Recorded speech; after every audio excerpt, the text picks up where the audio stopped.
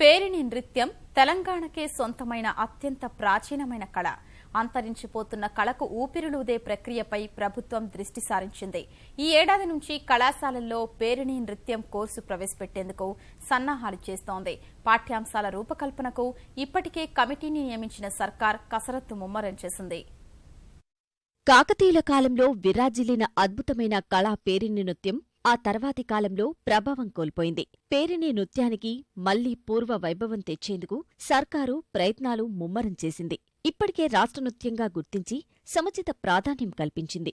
6 ప్రభుత్వ సంగీత నృత్య కళాశాలలు ఈ ఏడాది నుంచి పేరిణి నృత్యం ప్రవేశపెట్టడానికి ఆదేశాలిచ్చింది. పాఠ్యాంశాల రూపకల్పన కోసం కమిటీ ఏర్పాటు చేసింది. అతి త్వరలోనే పేరిణి నృత్య పాఠాలు కళాశాలలో మారుమోగనున్నాయి.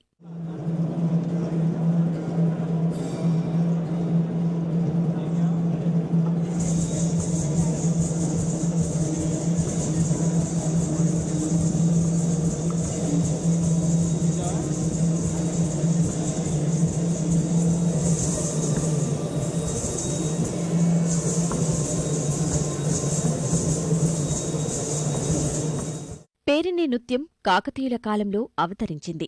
ఈ కళను పేరిణి శివతాండవం లేదా పేరిణి తాండవమని కూడా పిలుస్తారు.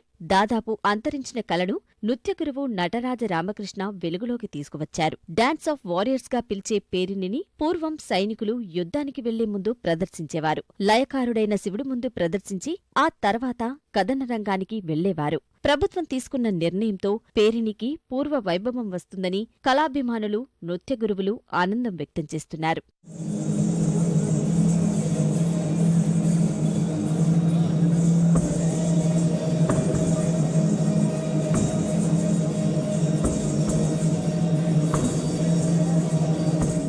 ఈ సంవత్సరం ప్రత్యేకంగా మన తెలంగాణకు సంబంధించిన పేరిణి నృత్యం ప్రవేశపెడుతున్నాము. మొదటగా వారికి కాంట్రాక్ట్ పద్ధతిలో వారిని తీసుకొని భవిష్యత్తులో వారికి అభివృద్ధికి కూడా ప్రభుత్వం పాటుపడాలని చూస్తుంది. తర్వాత ఈ కోర్సు కానీ బాగుంటే భవిష్యత్తులో వాళ్ళని పర్మనెంట్ చేసే అవకాశం కూడా ఉంది. ఇది ప్రయోగాత్మకంగా తీసుకుంటున్నామని నేను అనుకుంటున్నాను. అంటే ఇది కొత్తగా ఈ సంవత్సరమే స్టార్ట్ చేస్తున్నాం. అంటే ఈ సంవత్సరం ఫస్ట్ ఇయర్ మాత్రమే ఉంటుంది.